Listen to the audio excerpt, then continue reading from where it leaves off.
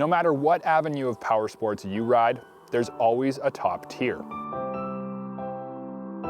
A segment of the market that plays to those with the desire to ride the best.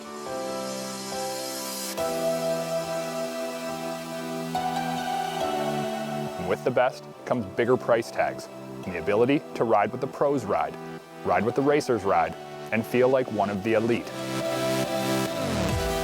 Ski-Doo has been doing this since the inception of the X package many moons ago, but more recently, the XRS has taken the place of the upper echelon of Ski-Doo.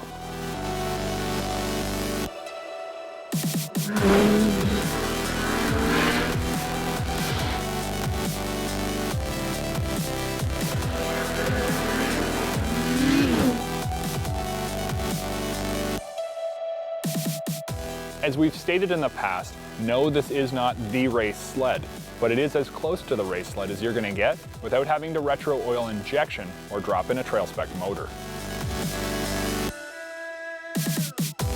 Truly, it makes no difference to me that the full race spec 600 RS is slightly different. I just don't care. Why don't I care? Because the XRS incorporates all the good stuff the race sled boasts, with the handling of the R motion. And after over a decade of racing on the snowcross track, I'm happy to swing a leg over a trail-compliant, factory-built bullet. It's beefy where it needs to be, dripping cool, and incredibly fast, whether you spec the 600 or 800 E-TEC. If you didn't spring check an XRS, you didn't get an XRS. And yes, the differences between the X package and this are significant. So sit back, buckle in, and let me show you what separates the men from the boys. With most of the race sled reinforcements, the RS chassis is the starting point. Its ultra-wide running boards are, in my opinion, the best in the business. When you're ripping the trail twisties and looking to hang off the sled just a little more, or put your knee just a little further forward to carve even harder, there is no better footing. The extruded edge is strong and ultra sharp with huge clearouts to ensure the snow does not build up and your foot stays put. And keeping your feet planted when ripping up gnarly rutted out trail sections is a job shared by the suspension. And with the XRS branding comes incredible damping abilities.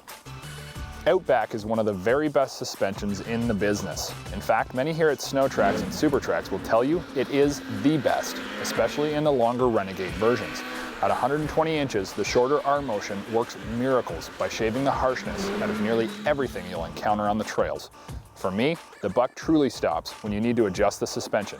While you still need to understand what you're adjusting and the ramifications of your adjustments, once you do gain a decent understanding of the shock's range, you can quickly change the way your XRS handles.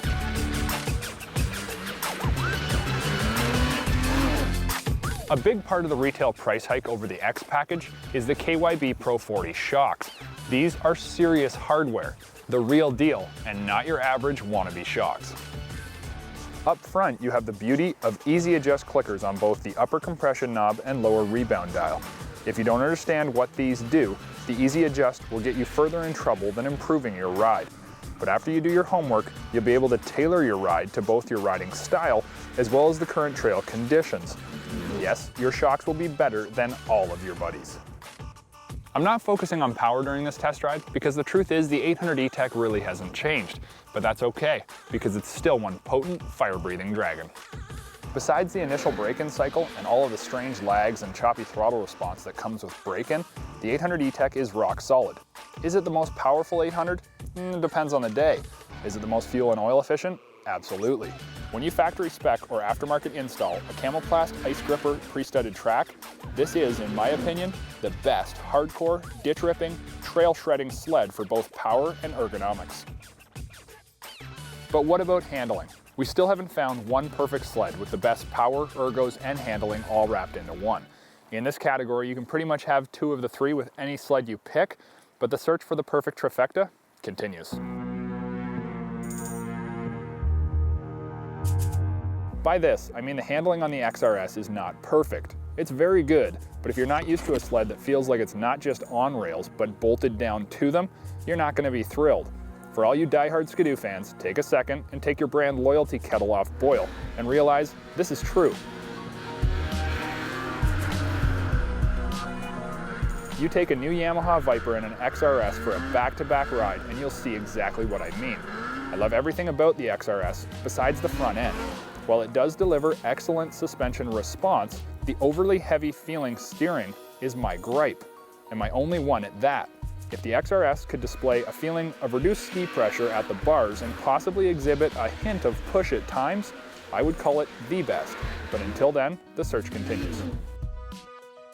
With that being said, the XS redesigned bodywork, totally new switchgear, and racer DNA sets this sled very high up on the podium of a race that's becoming increasingly more competitive.